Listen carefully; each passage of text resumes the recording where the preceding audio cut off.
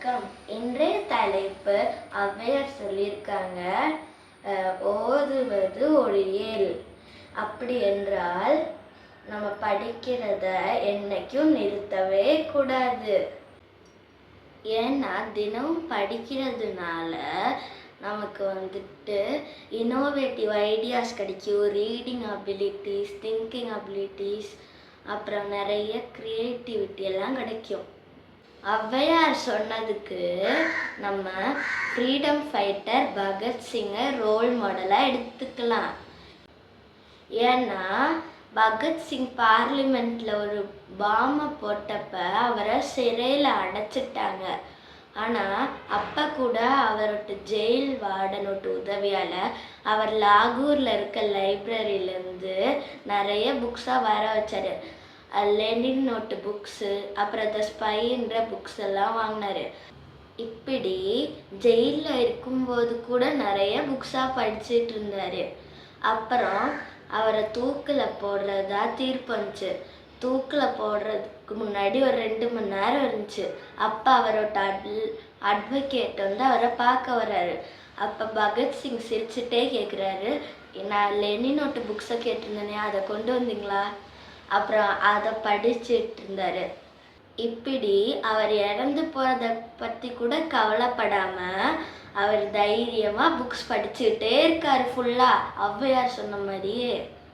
நான் இப்போ ஒரு சின்ன கதையை சொல்ல போகிறேன். ஒரு ஊரில் லியோவும் ஆர்னவும் நண்பர்கள். அவர் ஸ்கூலில் இருக்கும்போது ஜிகே டெஸ்ட் பேப்பர் கிடச்சப்ப அவங்களுக்கு மார்க் ரொம்ப கம்மியாக இருந்துச்சு 2 பேருக்கும். அப்போ அவர்கிட்ட ஜிகே சார் கேட்குறாரு, ஆர்னவ், லியோ, ஏன் உங்கள் மார்க் ரொம்ப கம்மியாக இருக்குது? அப்போ ஆர்னவ் சொல்கிறான், நாங்கள் தான் எல்லா சப்ஜெக்ட்லேயும் நல்ல மார்க் எடுக்கிறோமே சார், இதில் மட்டும் மார்க் எடுக்கலன்னு இப்போ என்ன ஆகிடப்போகுது?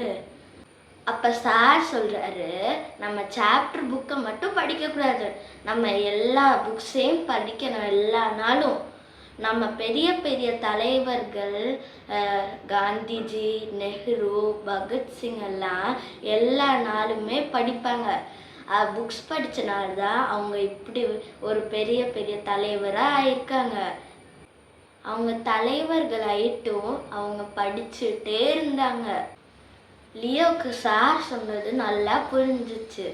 அதனால சாயங்காலம் அவன் நண்பன் ஆர்னவ் கிட்ட சொல்கிறான், வா நண்பா, நம்ம லைப்ரரியில் போய் மெம்பர் ஆகலாம்.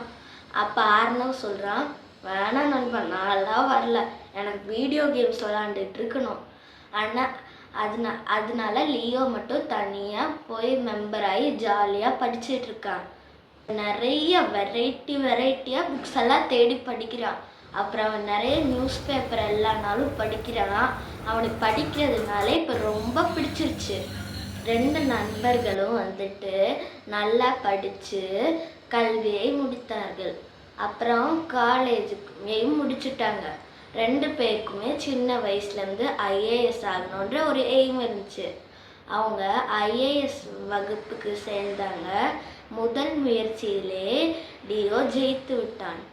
லியோ ஃபஸ்ட் அட்டம்ப்ட்லேயே ஐஏஎஸ் ஆயிட்டான். ஆனால் ஆர்னவ் ஃபஸ்ட் அட்டம்ப்டில் பாஸ் ஆக முடியலை.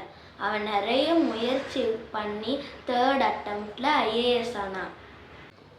ஆர்னவ் லியோ கிட்ட சொல்கிறான், நண்பா, நீ என்னை சின்ன வயசில் என்னை லைப்ரரி கூப்பிட்ருக்க, ஆனால் நான் தான் வரல. ஜிகே சாரும் நிறைய புக்ஸ் படிக்க சொல்லியிருக்காரு, அதையும் நான் கேட்கல. நான் மட்டும் அதை கேட்டு படிச்சிருந்தேன்னா எனக்கு ஈஸியாக நான் ஜெயிச்சிருக்கலாம்.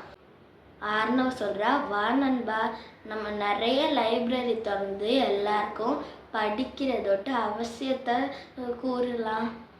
அப்படி சொல்லி அவங்க நிறைய லைப்ரரி திறந்து ஐஏஎஸ் ஆகி சமூக சேவையெல்லாம் செஞ்சு வாழ்க்கையில் மிகப்பெரிய உயரத்தை அடைகிறார்கள்.